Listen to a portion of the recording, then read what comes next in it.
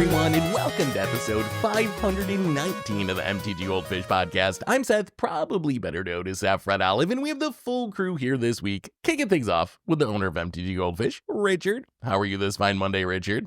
Good morning, Seth. How is your heart? There was some intense footballing this Ooh. weekend. Does the city of Buffalo still exist? I don't know. I think it's still standing for now. We'll see if they make it through another round. Who knows? All bets are off. But yeah, that was a very scary game. But in the end, they managed to pull it out. And actually, I have some magic thoughts about football that we're going to get to in a minute. But before we get into that, we got another co-host in Krim. Good morning, Krim. How are you?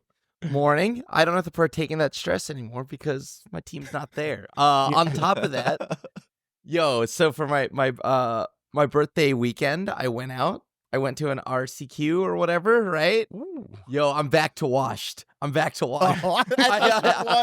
on your birthday, that would have been epic. Dude, no. That was the best part. I'm back to washed. I went out for my birthday weekend, and I was just like, okay, I can continue to try to play. You know, like when you lose the first round of an RCQ, it's like, do I want to actually try to play and be in the bubble for the rest of the day? Or can I just go out and go do other stuff with my birthday? I was like, okay, usually when I lose the first round of a tournament, I just drop. So I did. I'm washed. Hey, what else you get to do for your birthday? You do anything fun? Well, I just hung out with friends and family. Yeah. Kept it kind of simple. Nice. Anyway, today we're going to be jumping around a little bit. We're waiting for spoiler season to start, which is tomorrow. We get into Ether Drift spoilers. But today we're going to bounce around a little bit, talk a little bit about how the NFL from this weekend relates to Magic, maybe some Ether Spark predictions, some standard thoughts, modern deck thoughts. So we're going to be bouncing around from this topic to that topic. Before we get into it, though, a reminder that today's show is brought to you by Card Conduit, and Card Conduit's the easiest way to sell your Magic cards. If you ever get tired of the hassles of buy listing, you can skip them with Card Conduit. You can use their curated service where you send in as many cards as you want with a buy list value of $1 or more and pay just a 5% service fee. And if you want to do a bit of work, you can use the sorted service where you list and sort your cards in advance and pay just a 2% fee. Either way, you're going to get a detailed report with the results and a fast payment once your order is processed. And you can even get another 10% off by heading over to cardconduit.com/MTGGoldfish. Card Conduit, they're the easiest way to sell your Magic cards. So thank you to Card Conduit for supporting the show. And let's talk some Magic. And all right, we mentioned the NFL. It was a big NFL weekend. The Bills were playing, so I watched a decent amount of football this weekend. And I was watching football, and I don't know if you guys got to see any of the games over this weekend, or maybe even just the highlights on social media, but there was a couple of pretty controversial plays, mostly involving a certain quarterback for the Kansas City Chiefs. So I can't say too much because Josh Allen for the Bills does the same thing sometimes, so I can't be too harsh on Mahomes. But basically, I don't know if you saw it, but he's like scrambling around, and then right at the last second, is two defenders about to hit him. He does like this little slide, and like the defenders hit each other, and they call a penalty because he tried to slide. And then a few plays later, he's like running towards out of bounds, and he like slows down as the defender gets near him and tries to stay in bounds, and then like throws himself out of bounds like he was violently pushed. And as I was watching this, I was like, oh my God, this is rules lawyering. This is no different than Magic. This is exactly the same as angle shooting or rules lawyering in Magic. You're trying to get the judge, the referee, to come over and give you something that you don't really deserve by the rules of the game by like putting on this act. Is that a fair comparison? Like, is rules lawyering just something that exists in every sport and I've never noticed it until now? Let me introduce you the Patriots. so there's rules, right? And then everyone tries to push them as far as possible. Deflate gate, recording the other line.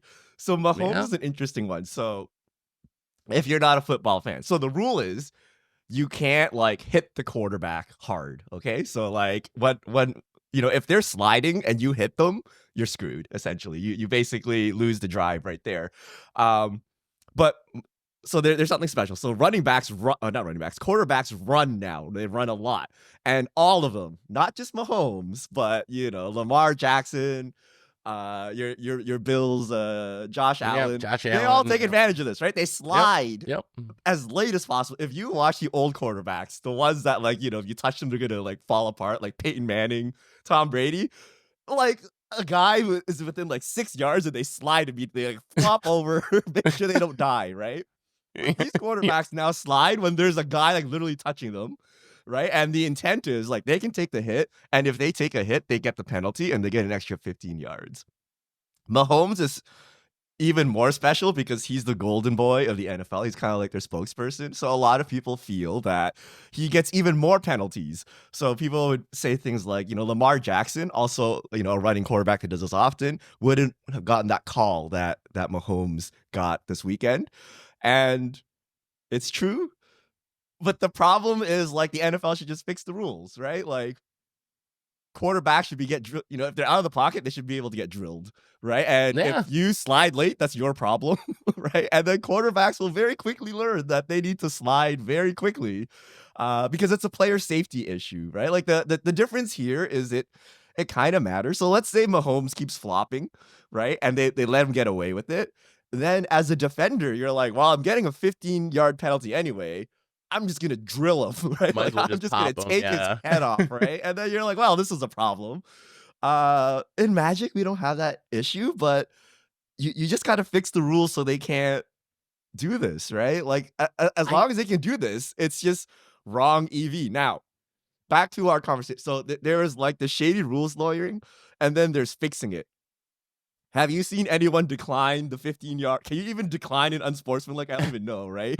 I don't know if I've ever seen it. I don't know if I can or not. Yeah. When I fell, I accidentally threw up my arms. It was like the infant reaction that I flopped. I didn't mean to. I'm gonna decline the unsportsmanlike, and we'll kill our drive, guys. Yeah, like no one tries to fix the refs, right? They take the call, and it's up to the NFL to fix the refereeing so that this rule isn't abused going forward, right? Like, is it fair that it makes me respect those players less? And I'm including Josh Allen, the quarterback of my favorite team. Like, when I see them try to take advantage of the rules like that, I think that's a little bit scummy. Like, I don't know. To me, it's very similar to Magic, where we had that big debate a week or two ago about like the situation at the Atlanta with like, should you have tapped the land and the judge call? In the end, like, I agree, it comes down to you should fix the rules, right? But at the same time, I'm still like, all right, I'm a little sus of that person now. Like, if you're intentionally trying to take advantage of the rules, but maybe that's just me because, like you said, everyone does it, right? And there's billions of dollars on the line. So there's a huge incentive to do whatever you can within the rules to get away with it. But I don't know, it makes me respect those players a little bit less. What do you think of this, Grim? I mean, it's really sad to say this because my favorite sport is probably basketball. Oh, this God. happens all the time in basketball. It's improved, though, hasn't it? I remember like 10 years ago or 15 years ago, the flopping was insane, and then they started calling penalties on it, right? Can't you get a penalty for flopping now, or no? They publicly announced that they will call you for flopping, but do they actually call you for flopping? No. Are some players more likely to get foul, like whistles blown for them, right? Like, which is very, very real. You see some players, like, let's just go with, if you get near LeBron, you're going to get like 50 like penalties, right? Like that's over, right? Yeah. But like if you watch someone like on my team, like if you go, look, this is a little bit, I guess, tinfoil hat, but like Lakers big market team gets every call. Sacramento Kings, small market team, dude, you could literally pile driver Sabonis and they will never call it. Dude, gets punched in the eye, like all of this stuff, never calls it. So I personally think that, yes, when I see people flopping and doing stuff like that, no matter what game it is always going to be annoying. So is it weird or wrong for you to feel like, oh, if I see Magic players angle shooting, if I see my favorite quarterback like flopping, and does that kill a little bit of the game for me? Yeah, I would say, yeah, that's totally fair because I would want to just play the game. I just want to play Magic. I don't want to, I tell people all the time because I mix and match all my art in Magic when I go out to RCQ, right? Some of them are foil. That's how you mix and match it. If someone wants to call me on it, I'll be the first to say, you know what? Probably give me the game loss anyways because because one of them might be foil. You probably cut to it, right? Like, I don't really care. If you want to angle shoot and you need the angle shoot, like the shooting. Yeah. To get past me, I'm not even that good of a Magic player, dude. You don't got to angle shoot against me, man. Like, I promise I'll just lose the game myself. So it kind of in a way kind of kills the spirit of the game, right? Like, just like cheating, all of that. Like, that's why you just don't do it. Because look, if you need the win, oh my God, then sure, here you go, buddy. Right? But Like that's just how I feel about a lot of things. So I think it's fair that you think, oh man, Mahomes, we know that you can't touch him. I obviously have to say things about Mahomes because he's a division rival, right? Oh, right. And so, like, I have many things to say about Mahomes, but the most of them are, just like, hey, he's one of the players of all time, right? Like, I think that's the general gist of it for me. Like, I just don't like flopping. I don't like rules lawyering. I don't like any of that, and it's totally fair. Wait. So I feel we don't like this flopping because it makes you look weak, right? And that's one of the, like, a negative attribute when you look at football. But there's all kinds of angle shooting and rules lawyering that happens. Before I get into that, but in Magic, like, if you try to take a mana, does that make you a weak Magic player? Like, I don't know, right? It makes you like scummy or something, right? But like, I don't think it takes away like, oh, this person is less intelligent or something, like one of the core attributes of Magic. So like, here are other ways to rules lawyer in the NFL, right? If there's a controversial play, a replay has to be called. But if the next play happens before the replay goes off, it stays, right? So whenever there's like some weird looking catch, some like controversial call, They're you running run up, you run some like questionable play just to get that play locked in, right? Or like any kind of substitution play, like Peyton Manning used to do this, right? You run to the line, you snap the ball, they have 12 defenders on the field, free play, right? They're not even set. They're like in the middle of subbing, whatever, right? Like you're taking advantage of the mechanics to gain an edge, but people don't call that out because it's not like, oh, Peyton Manning looks weak. I'm like, oh, you're a genius, but you just rules lawyered like the other team, right? The 12th man on defense, that kind of thing that Peyton would do. Yeah, that's not equivalent to them like cheating or like he's cheating or anything. He's catching you misplaying. That's a misplay more than you're supposed to have enough time to sub, but he's making sure that you don't have the time to sub, right? But that's the hurry up offense, right? Like that's the whole point. Catch you misplay. Yes. Here's the ultimate one, though. I want to test what you guys think of this. So if you read like any NFL literature, which I used to actually read, when there is a fumble, there's a huge pile of bodies, right? They all try to grab the ball. And what happens in that pile is like disgusting, okay? Oh, yeah.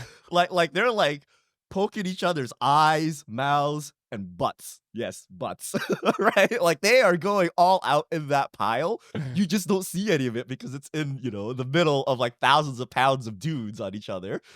And it just makes you look tougher. You know what I mean? You're like, oh, you got out of that scrum. You got like 5 fingers in the face. You put 5 fingers in some other guy's face. Like, but you're still just rules lawyering, right? You're breaking all the rules, but you come out like as a super tough guy or whatever. So we don't look down in the same way as like, oh my God, just take the hit like a normal person. So I don't know. It's kind of funny. That is a good point. I hadn't thought about that. I mean, I guess, yeah, people are always trying to take advantage of the rules.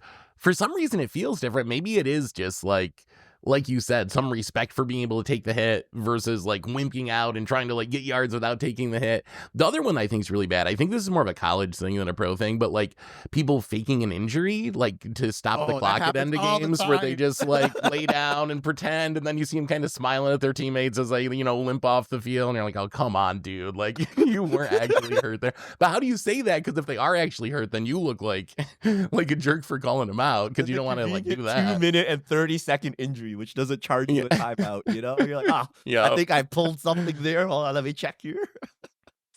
Well, I guess my lesson is the NFL in all sports actually rules lawyers too. I guess everyone's doing it, and I guess I don't know. It still feels weird to me, but what can you do? Anyway, let's move on to more Magic-y topics. So tomorrow, we're getting Ether Drift spoilers.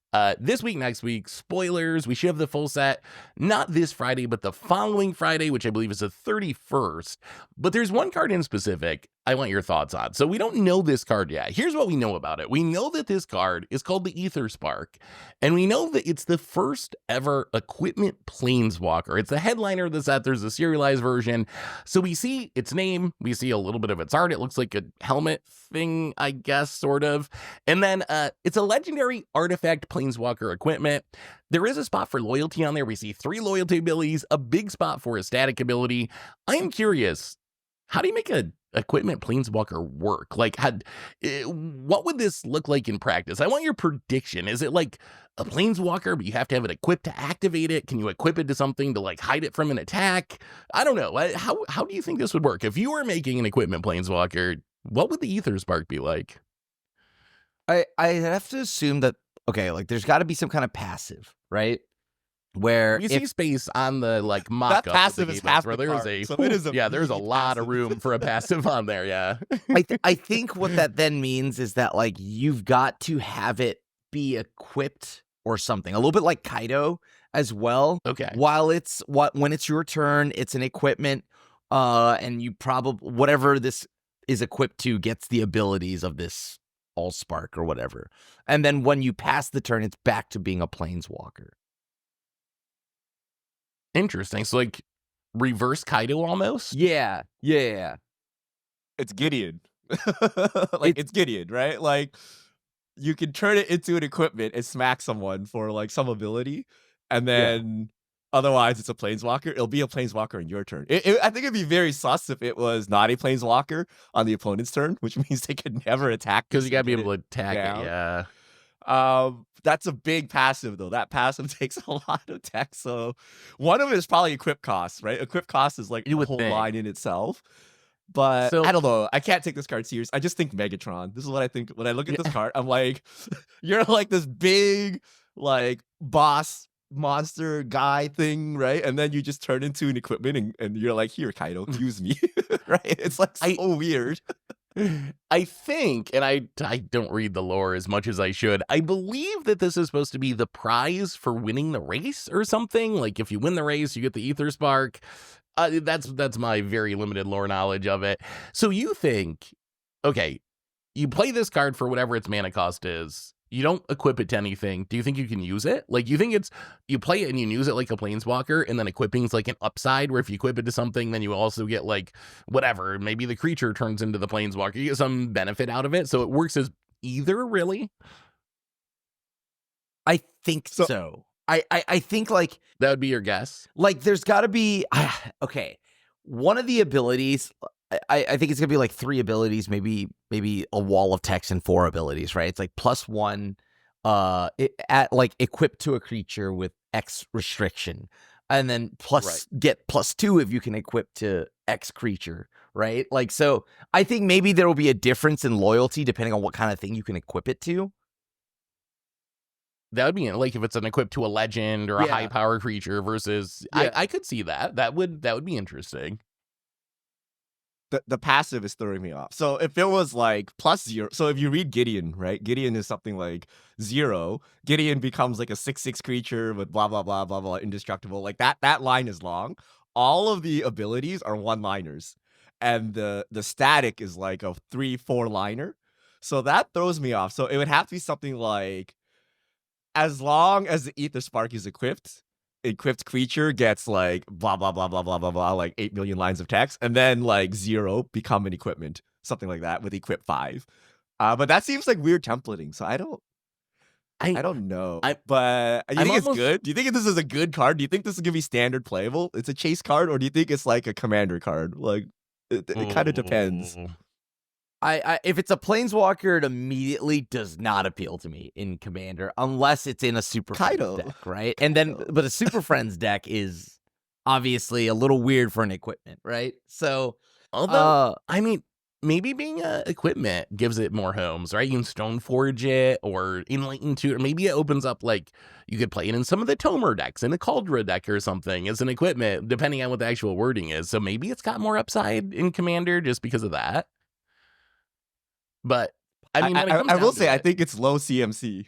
Those abilities are too simple, right? If it was an 8-mana planeswalker, those abilities would be much longer. I think outside of the static, like the 2 pluses, the ultimate is a bit long, but the plus minus or plus neutral are like 1-liners. So I feel this is a very short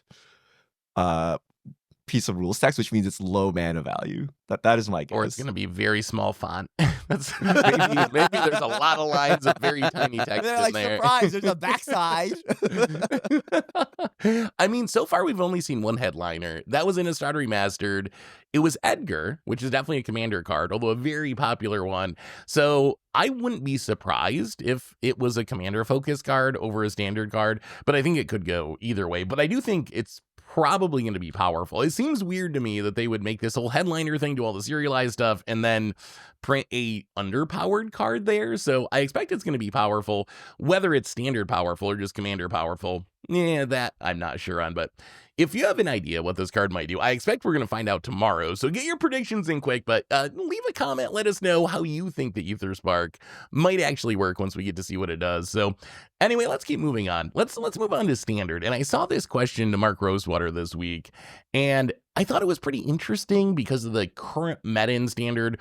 Richard, what was the question to Mark Rosewater about discard in standard?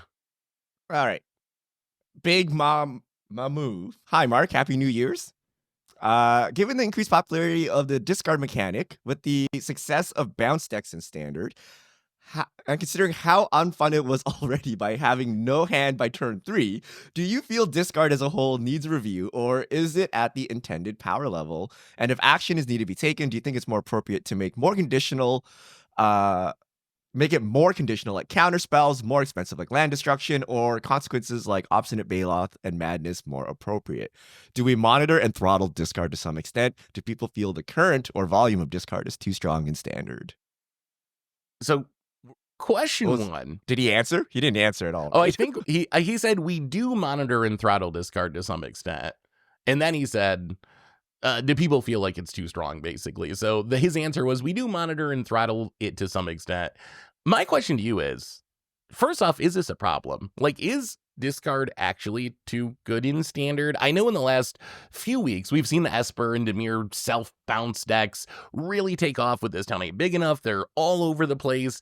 They certainly can be annoying. I could see how someone could end up empty-handed on turn 3 and write this post to Mark Rosewater. At the same time, it is really difficult for me to think Hopeless Nightmare is a broken Magic card that is a problem, because compared to Thoughtseize and Inquisition and Hymn to Turok and some of the Mind Twists, like some of the real greatest discard in the history of Magic, Hopeless Nightmare seems pretty tame to me. What do you guys think? Is discard actually problematic? I mean, what is that really what we're talking about? Hopeless Nightmare or discard as a whole? Because I think, well, what else is in standard that would be annoying people? This is generous, right? Bandit's if Talon. You get Hopeless Nightmare 4 times a game, is that cool?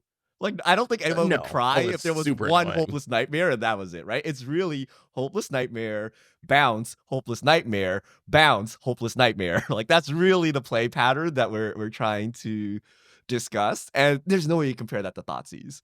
Right? Like, obviously, one Hopeless Nightmare versus one Thoughtseize. The Thoughtseize is more backbreaking. But have you tried mulliganing in standard? You mull to 6 or 5, you've lost the game. Right? Don't do it. You're eating 2 Hopeless Nightmares, and then you can't do anything, and, you lose the game, right? Or, you're stuck on a 2-lander or something, and you have to discard your whole hand. Magic is difficult, as is, to just play your cards, and then you're randomly discarding 3 cards, losing 6 life while getting chipped away by stupid otter, right? So I think I don't know if it's OP, but it's super annoying. And I would guess that the rate of arena frowny faces is much higher. It's now going that up. this bounce deck is out, right? My guess is it's very high. It's probably one of the highest ones. What do you think, Grim? I guess, yeah, that's fair. But I mean, is it because I've played with Thoughtseize in standard, right? I think Thoughtseize, I find that personally more annoying than I would Hopeless Nightmare. Yes, you are bouncing it, but you are building this engine that you have to just keep looping and trying to get to, right? And sometimes you just don't see a lot of that. It's very inconsistent. I guess it can be consistent, but I don't know. I personally don't mind it, because I think that there are ways to currently play around it. So Pest Control is a card that I've been playing to just blow up every one cost or less on the board, which is a card that I don't know if any of y'all remember that card from the big score. I do. That was a big score card. Yeah, actually, I was going to after we talk about discard, I want to ask you, how do you actually try to beat this deck? But let me ask you first, before we get into ways to beat the deck, do you think, okay, so Krim doesn't think it's a huge problem. Richard finds it very annoying. I also find it very annoying. I guess I think it is annoying, by the way. Them it is to some annoying. extent. My question is Hopeless Nightmare the problem, or is this town ain't big enough the problem? Like, if one of those cards is the annoying card, I kind of lean towards this town being the annoying card in that scenario over Hopeless Nightmare. If there's an issue with Hopeless Nightmare, maybe the damage is what puts it over the top. We've seen these 1 mana discard 1 effects many times in the past, and they tend to be unplayable. The twist here compared to Tiny Bones Joins Up or some of the similar ones is it's also dealing 2 damage. It's like a shock to the face, and that damage is very relevant to the deck. Like, a lot of times, the power of Hopeless Nightmare isn't so much, oh my god, I gotta discard my cards. I can figure out ways around that. But like, oh my god, I just took 8 or something from you bouncing and replaying this, and now I'm almost dead to your stupid otters. So is this town the bigger issue, or is Hopeless Nightmare the issue, assuming we grant that discard is at least annoying for players? I think, surprisingly enough, that's exactly the topic I would probably point at, more so than Hopeless Nightmare and all that, and is exactly that this town ain't big enough. Because it could be it's so versatile, which is so funny that this is the card I'm going to complain about, like, because it's just a random uncommon, right? But yeah, like being able to bounce your own thing and have it cost what is essentially 2 mana, it's nuts. And like in the very rare situation, sometimes maybe you need to use it so you bounce your opponent's stuff as well.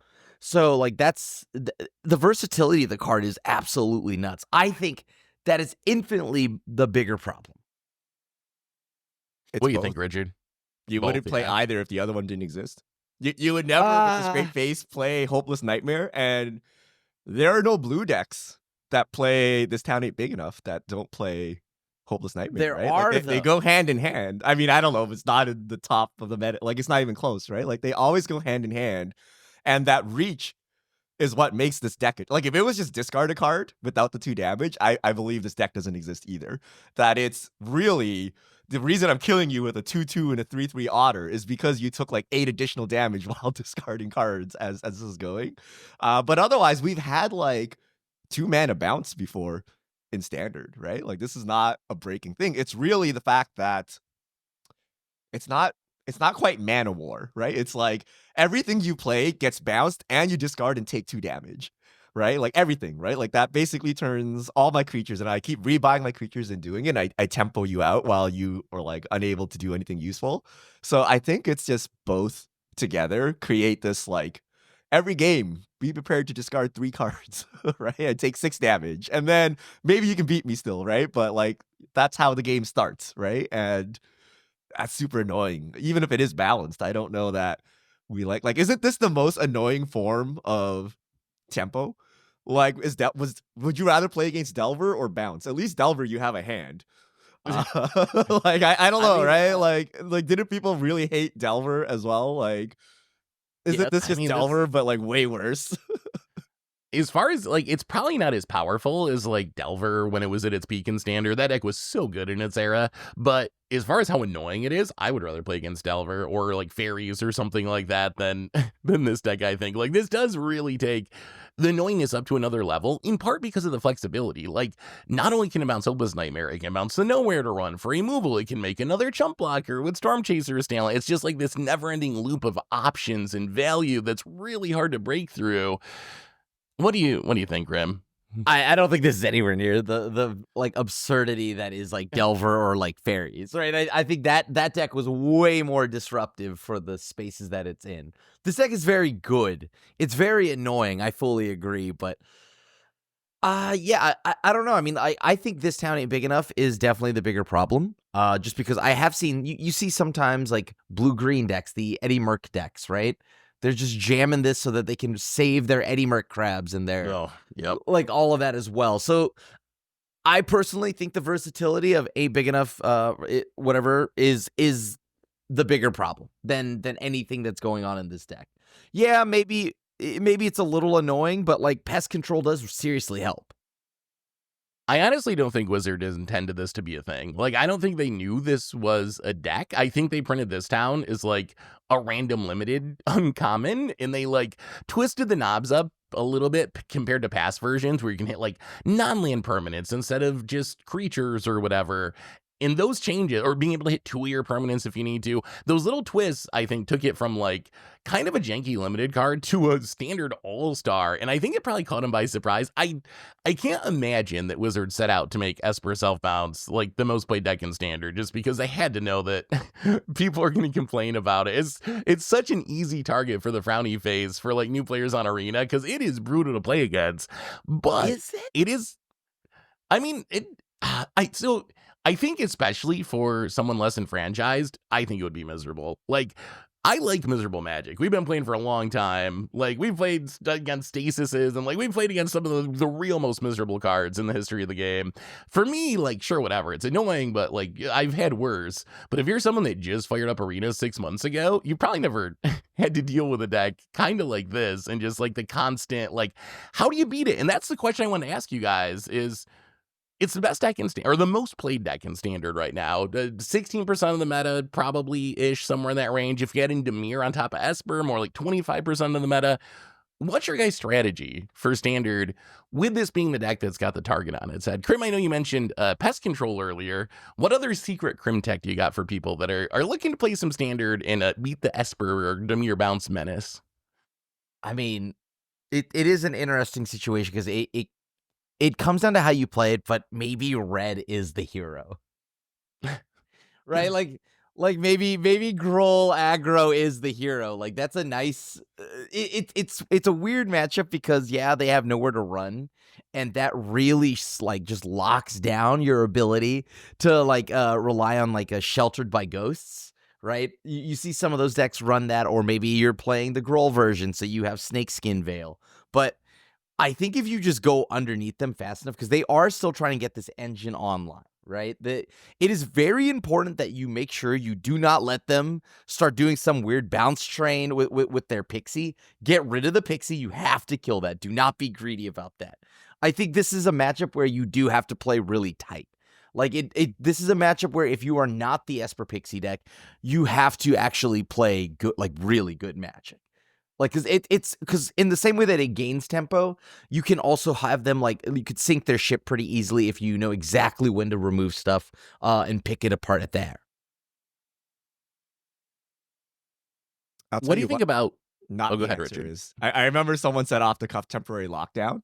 And no, God, no. They're that play temporary lockdown for value, right? And every time I get temporary lockdown, so I played the Dimir version of this deck. That's what I've been grinding standard with. So I don't really see anything, but anytime I get temporary lockdown, I'm like, great, that's 3 more hopeless nightmares for you, buddy.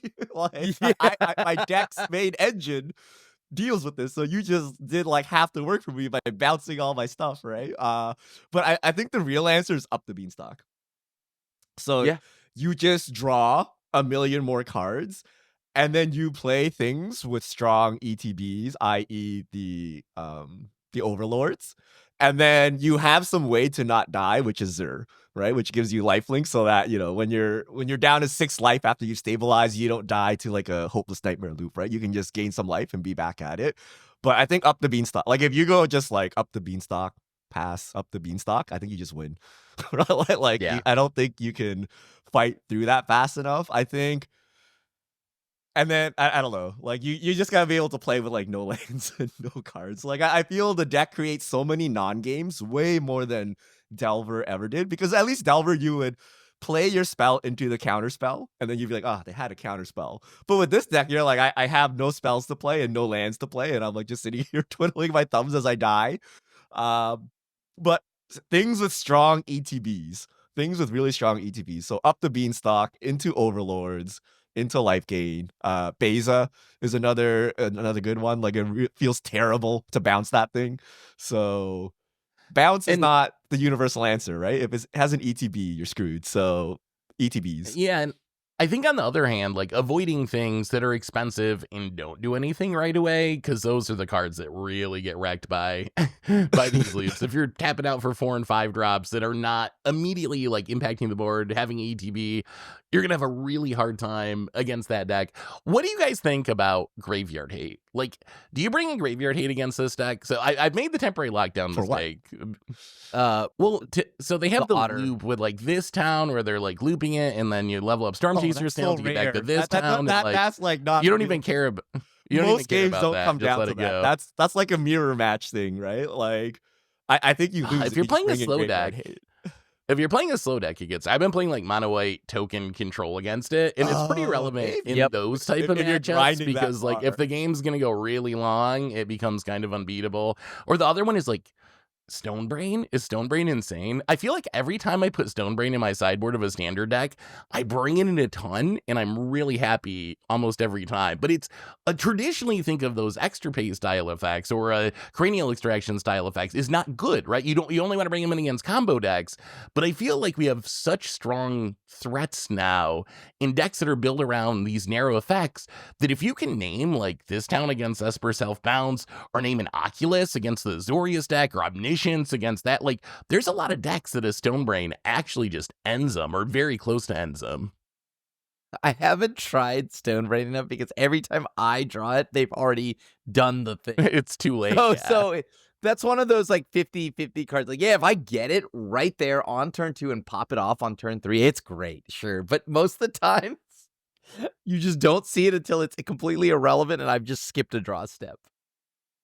I haven't seen the card in action. Well, I don't think anyone uses it. Maybe if I run into Seth, but to me it sounds bad because you're already playing with like a 5-card hand or something, and then you're drawing like this dead card. Like, you know, like there's a lot of games I don't draw this town ain't big enough or Hopeless Nightmare. I'll still kill you, right? Like, I just curve out otters into Kaido and kill you, right? Like you can't just like journal around and do nothing, right? Like you still have to like remove the board, play to the board, present threats that must be answered. If you're gonna sit there and do nothing, you're gonna get like an enduring curiosity. I'm gonna draw like 5 cards, and then you're so dead at that point, right? So that was an interesting one. It's like I don't know, man. That seems wrong. Bringing in like a journally non-impacting the board card against this aggressive deck. But let me give you one more. But and then we'll move on and talk about some modern. What about enchantment sweepers? So a card I've been messing around with is like Cease Desist, which is it's one of the split cards. It's like 2 mana to exile 2 cards from a graveyard, gain 2 life, draw a card, or 6 mana to blow up all artifacts and enchantments. There's also like the green season can blow up all enchantments. Do you think that these enchantment sweepers are an answer to the deck, or are they just too slow? Because they're kind of expensive at like 4, 5, 6 mana, depending on the one you go with. If you're trying to answer a bunch of 1 costs with a 6-drop, that's like asking for it. Like you can't ever draw it, right? You have to top deck it. Like you know what I mean? Like all these things are way you pitch it slow. to Hopeless Nightmare. It's okay. Yeah, pitch it to Hopeless Nightmare. Pest Control is probably just better, like because you hit the Pixie too, you hit Scavengers, so I guess it does a lot of the same things for 2 mana, and you can cycle it. So if you're in Orzhov, your Pest Control tech is probably just better. Although I do think Cease Desist is just kind of a good card. The graveyard hates getting in Omniscience. It always cycles for 2 mana, and you can potentially blow up a bunch of Overlords or a bunch of enchantments like in the right matchup. So I actually kind of like that card as a sideboard card right now. I'm thinking, like, I'm wondering if there's a world. You have to play legitimate cards. Like, this is not a combo deck. No. You can't sell out and play these weird cards because you'll die to, like, Siren into Flood Pits, into Kaido, into Enduring Curiosity. Like, you're just insta-dead, right? And you haven't seen this town or Hopeless Nightmare, right? So if you sell out to stop it, it's too much. So I feel you play like mono white with maybe 1 or 2 of those sideboards is fine, or like an up the beanstalk deck, but you can't really six mana sweeper. Like I don't know, man. How are you gonna hit 6 land drops, Seth? Yeah, I might be dead by then. All right, one more, I promise. Will Leaf Liege, Obstinate Bailoff. I gotta ask you about those two, because I've seen a lot of people play those as the Hopeless Nightmare hate, right? Where you're like, oh, they're gonna make me discard. I bring in my Obstinate Bailoff or Will Leaf Liege, I get to play it for free.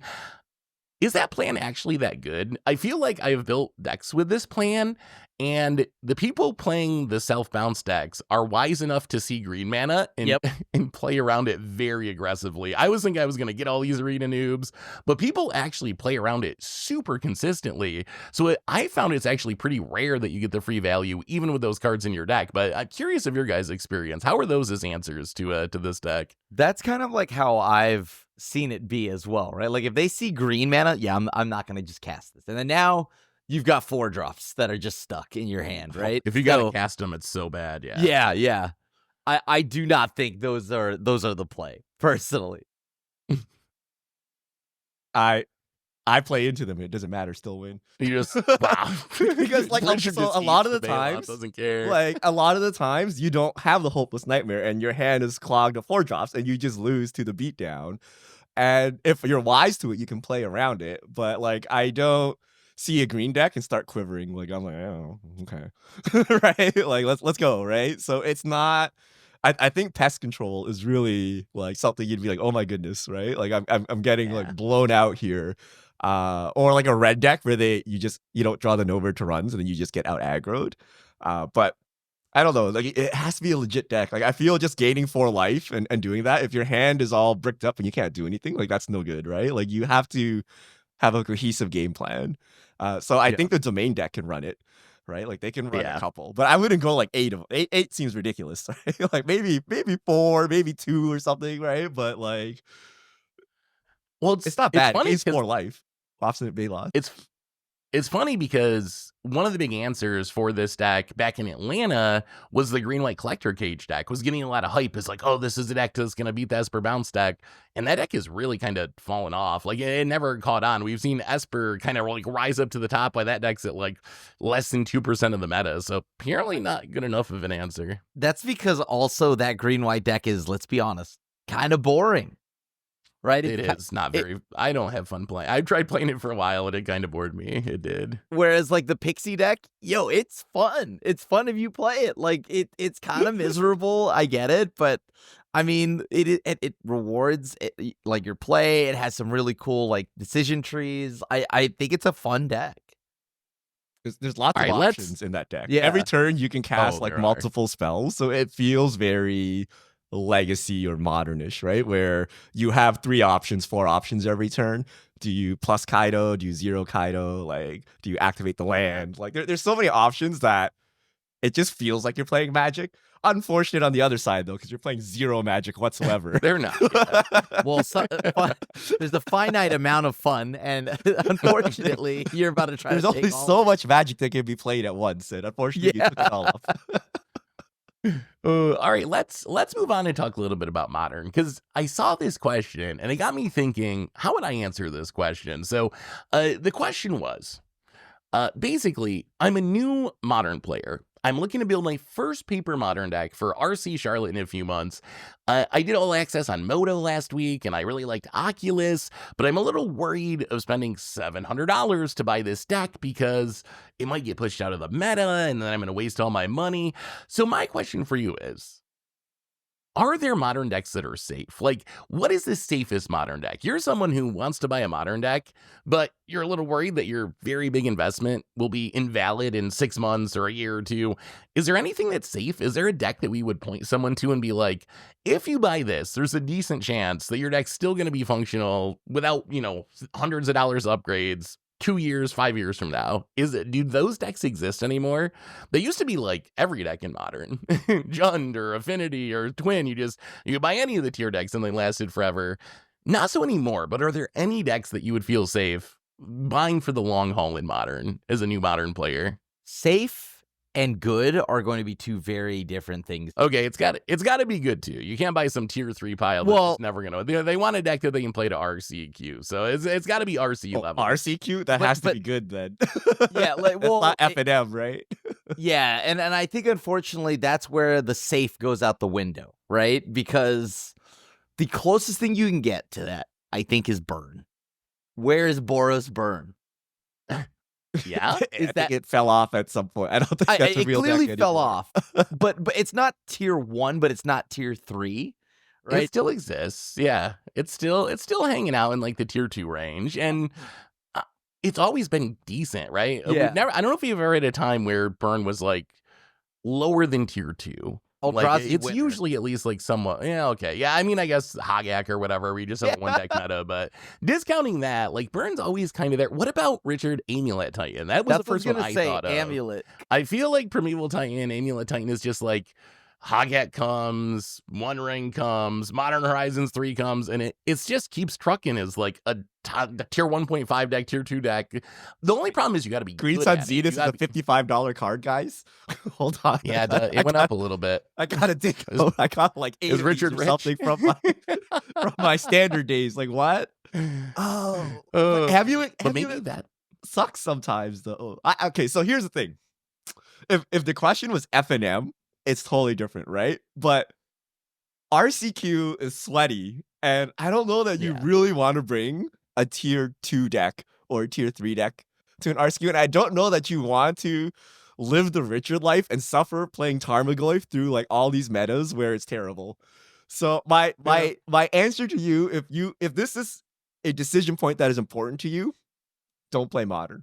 Like maybe you proxy Modern, and maybe you have a friend group, and therefore when it's RCQ time, you're like, let me borrow a deck, and then I'll play it. Like I'm sure they have like a burn deck that they're like, yeah, no, I'm not gonna play this. I'm gonna play like Oculus.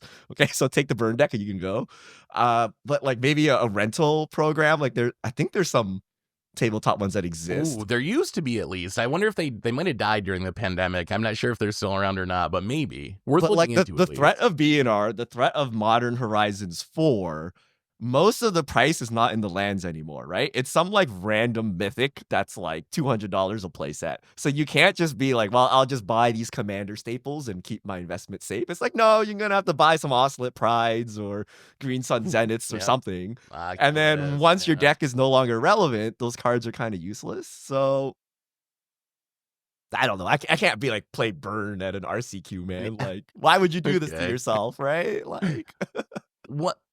Okay, what do you think about the deck that the poster actually asked about, the Oculus deck? Is that a fine? It's $700. How long is that deck gonna last? Do you think that Dimir Murktide, Dimir Oculus, whatever you want to call it, the Psychic Frog Oculus deck, is that here to stay? Is this like a legit tier 1 deck that a year from now is still going to be a tier 1 deck? Or is this the flavor of the month? And how much banning risk is there for the deck? Because Psychic Frog, we've seen banned in other formats. Is there any fear you'd be like, oh no, maybe this deck could end up too good and they end up banning something from it? What do you think about that deck as an option? Worth it?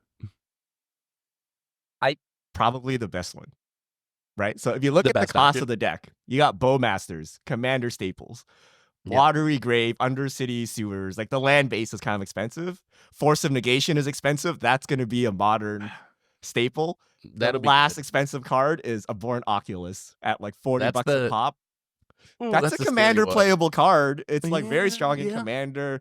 They probably won't ban this card outright. And if you ban the Frog or something, this Dimir Shell kind of does work. Like this is not terrible, and most of your cards are Commander staples. So like you could sell them back. So this is probably the most serious answer, and you just fork up for the Oculus. I don't know how can you play without Oculus? Is Oculus that important? I feel Frog is the important part. It's very good in the deck. Like your unearths, because it kind of would change the entire deck because it's you could unearth. It feels unearthing the Oculus is I played a game. Yeah, I played a game a couple days ago where someone turn 1 surveil land the Oculus and turn 2 unearthed it, and it was the worst day ever. It felt so unfair. I do think though $700 isn't bad, right? Like as far I know it's bad in the scheme of life where there's a lot of money to spend on cardboard, but in the context of how expensive Modern is, where grinding stations like $1,400, Cheemer Breach $1,500, even some of the mid-range decks are like $1,000. $700's not like horrible for a Modern deck. So maybe, I don't know, maybe they should just buy the Murktide deck, but it's still probably going to go with MH5, right? Or MH4. Like when we get the next Modern Horizon set, every other Modern Horizon set has done the rotation thing. It's hard for me to expect the Dimir Oculus or Boros Energy is still going to, or Eldrazi Ram for that matter, is still going to be the top tier of the meta once we get the next Modern Horizon. So I think you're still buying for like a year and a half, 2 years until the next Modern Horizons comes out. this is the cheap. You just got the only throwaway card is a Born Oculus. Everything else is a staple. So you really should be thinking, so if you have the spare grand to throw away, but this deck actually costs you like 200 in like garbage cards that if this deck no longer exists, you can't do anything with. Everything else, like Force of Negation is not going anywhere. Polluted Delta is not going anywhere. Orcish Bowmaster is not going anywhere. So this is, I think, the safest choice and the most tier choice. And probably like Boros Energy might get hit some more because people love complaining about it. So this might actually just be the safest, like the safest in like all regards. So I would totally recommend Take the plunge. Just do it. Yeah. I mean, I actually personally think I should be playing this deck. This deck is what Jund is supposed to be. Like this is my play style, except it has blue, so you don't fold to like every combo deck in existence, which is the entirety of Modern. But it's like you play one card and you win with it, essentially, right? And you disrupt the opponent the rest of the way, except that card is now Frog and Oculus, right? Yeah. Move over Tarmogoyf. You probably would like the deck. You should try it. It is. It is a very strong shell. Yeah, so I mean, I guess there's no safe bets in Modern, but Oculus is probably a fine buy. It's a good deck, but I think my concern is I think that mentality that Modern doesn't rotate anymore. What's the deck to buy to like invest into it? That's just not a way you can look at Modern anymore. I look at Modern as just a bigger card pool standard, right? Like I would agree things are going to rotate. I think that's just where Modern has gone. So unfortunately, I think that the non-rotating Modern, that lifestyle you knew, over with. So I think it comes back to what Richard said. If you want to play Modern now, you kind of have to be okay with buying a $700+ deck, knowing that that deck probably won't exist. Hopefully, some of your cards will still have value, ideally, if you're buying the Bowmasters and cards that see play in other formats or see play in other decks.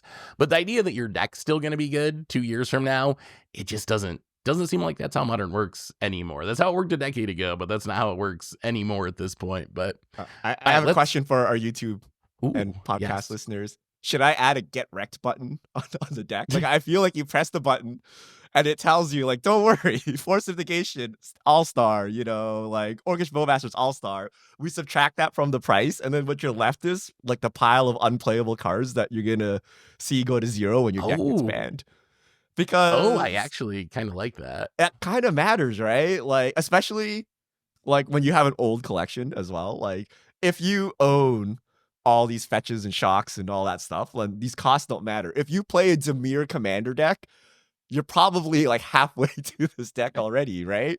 So like the cost is really just Oculus. And then, maybe we should surface that somehow, right? Like how you should really think about these deck prices.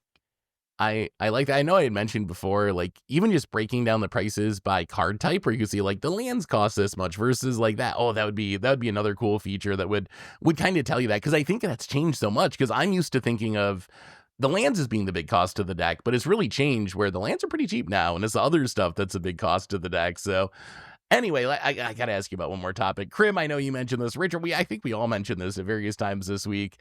So apparently there's a new Pokemon set coming out, and people are a little excited for it, maybe. What's going on at Costco this week with Pokemon? Krim, you're probably more in tune with this, because all I know is I went to play One Piece this weekend, and it was a Pokemon party. People were ripping $500 cards and go Flareon. Just I don't know what's going on. And then I go home, I read Reddit.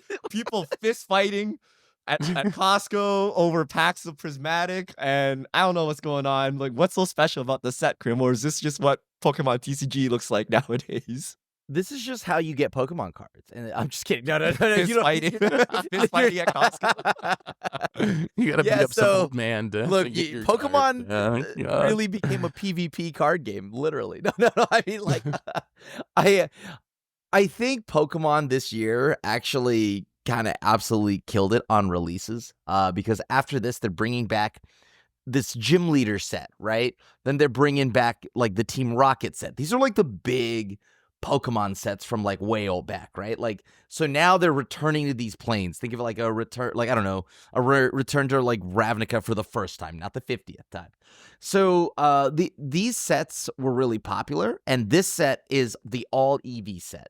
And There's no like booster Not boxes. expected value. EV the Pokemon. Yeah, EV the Pokemon. Sorry. Okay, there Eevee. you go. EV the Pokemon, the little adorable dog. I don't know, fox, dog. Anyways, the point is this set also only comes in bundles, right? The booster packs can only arrive in the bundles, which is why the bundles are like $150. Like some places are like, yo, we'll hook you up at $100. Like that, like when MSRP is like $55, right? And you're only getting 9 packs.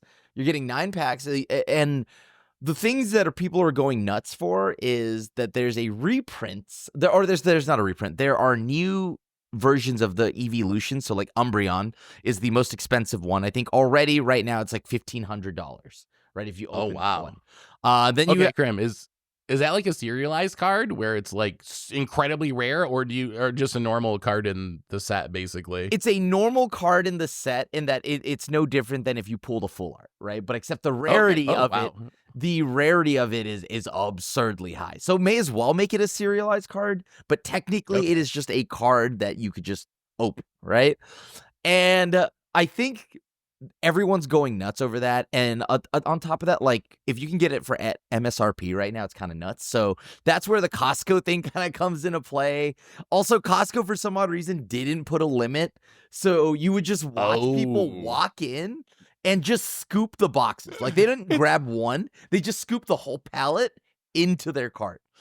And so it's like the secret lair queue IRL. Yeah.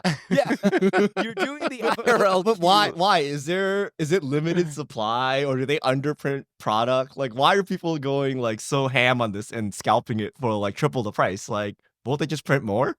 Honestly, it's kind of like a lot of this is like print to demand. It's just like you got to wait and like deal with the restocking queues. And when it's brand new and when it has Eevee, which is again, not expected value, the Pokemon Eevee, there's a lot of just value in that in its own. The Eevee of Eevee sets are absurd because everyone Eevee like the most popular Pokemon now. Like what? I mean, that's still Charizard. Like I do not envy anyone that's like, I'm gonna start a Charizard collection, right? Because Charizard is the most expensive.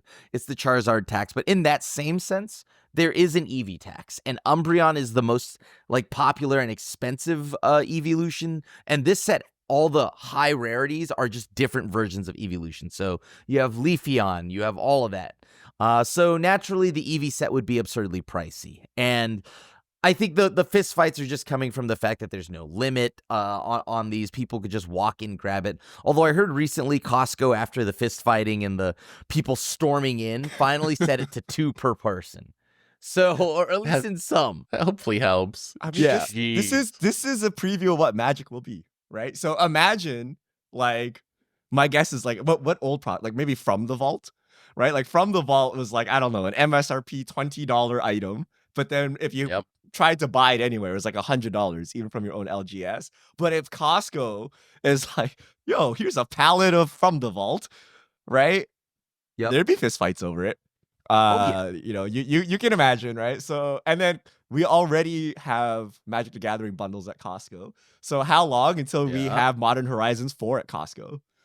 Right? And then you can, instead of battling it on Amazon, you go to your Costco and you battle it out in real life and then try to get your Modern Horizons 4 collector boosters with serialized whatever the heck. So this is what TCGs look like in 2025. I mean, honestly, not the best look. It's not. I mean, I guess it's good for them that the people really want their Pokemon cards, but can chill out a little bit, everyone. You don't gotta really be like punching wait. for it. You can't pin this on TCG players. Just look at any Black Friday thread, okay? You're like, air fryer for $5. It's people. You need it's to not just punch TCG. this old lady in the face for it, right? Like, we're simply just not thing. niche anymore. It's that simple, right? Like TCGs are not niche anymore. And I mean, you're seeing it in like also, I don't know if you saw a while back, some Walmarts and Targets are just not selling trading cards anymore because theft. And like all the scalpers. So like, and usually it's like you know, Nike shoe bros that are always in these line mass buying, right? Like you'll see. It's not even TCG players, because TCG players, you all know where to go, right? Like, it's the people that want to get at MSRP in mass, and those are usually like scalpers, is what I've seen. Because I stood in this line because I wanted to get some of the new set myself. Because birthday weekend, I just wanted to buy one kit for myself, just one. So I had a friend who let me into his store. I bought it, right? And then he was like, all right, before you leave, you cannot go out the front. You have to go out the back because I don't want you getting beat up over these. And I'm just like, that's funny, dude. If I have to fist fight somebody for product that I already bought, that's hilarious. So let me tell you guys a story about Scalpers. Okay, so there's a Lego event. I think it was like 2 weeks ago, where you go in the store and you can build like a little race car, right? And my kid loves Lego, so we're like, let's go do this. It's the worst experience of my life. Okay, so you show up an hour early, and you're like, oh, how do I sign up for it? And they're like, oh, you just stand in line. There's already like 5 people in line, right? And you're like, okay, I joined the line. I wait an hour, and they come out and they ask, how many would you like to build? Right? I'm like, 1. I have 1 child. I'm going to build 1.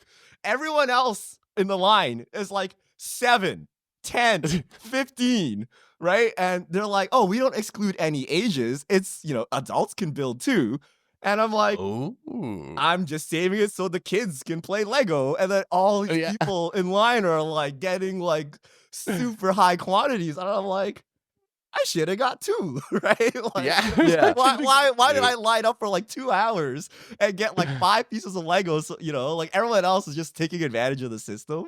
So I felt like, I was doing something wrong, but in reality, they're all doing something wrong. I'm like, and there's all these kids that don't get Lego because you just needed to get like literally like $1 of Lego or whatever this is, right? Like, but they're missing the experience of building in the store, right? But you haven't got human nature, you snatch up everything you can, right? Like if you spent all this time going to Costco, you find any prismatic, you're like, how much fit in my car, right? And I fit 30 bundles in my car. Shove it all in, right? Oh, wow. Anyway, I think that's all of our topics for today. I have one fish mail. This one's just for you, Richard, because it's addressed specifically to you. It's from Melody Lil 77126. Says, Richard's been talking about the One Piece TCG for a while now. I really like One Piece, and I'd like to try the card game.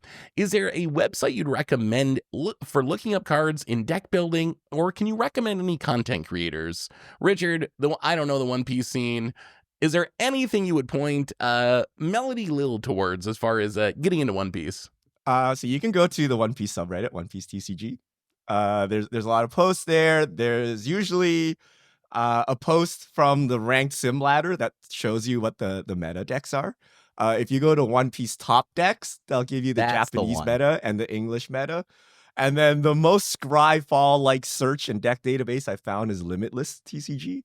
That'll show you all the American standings, and it gives you a deck search. But I highly recommend One Piece. If I were to rank TCG playing right now, Duskborn Limited, number 1. I haven't played Foundations Limited, so I don't know where it goes. One Piece, OP09, the greatest meta you've ever seen. Crim, come back. Like 6 viable decks, 10 viable decks, all rock, paper, scissors. Super cool. And then standard, and then modern. Like that's how I would rank this. And I played significant standard this past week, and I'm like, I'm just gonna go play One Piece. I'm like, where's the skill in this, right? Where's the skill in this? I feel there's no skill. Whereas One Piece, every game, it's like the ultimate Jund experience. Every game, like I could have done this one thing different. I could have did this one thing different. It would have changed the whole game. I punted here, I punted there. It's like very thought provoking. Whereas standard, I'm like, this town ain't big enough. Let me see your card. You got it. Do you have the bait lock? So I would wholeheartedly recommend it. Only standard, only limited trumps it. No Magic constructed format trumps it for me right now. That is high praise. Well, hopefully those websites will get you started on the right path if you want to try some One Piece. Anyway, that brings us to the end for today. If you want to send in fish mail for the future, Richard, what's the best way to do that? All right, hit us up on Twitter at MTGGoldfish with the hashtag MTGFishmail, and we'll get to your questions on air. And I believe that brings us to the end of episode 519 of the MTG Goldfish podcast. So, Richard Crim, thanks for hanging out. Thanks to everyone for listening. Thanks to Card Conduit for supporting the show. And we'll be back next week to talk Ether Drift spoilers and whatever else goes on in the world of Magic. So, until then, have a lovely week, everyone. And this is Aku signing out.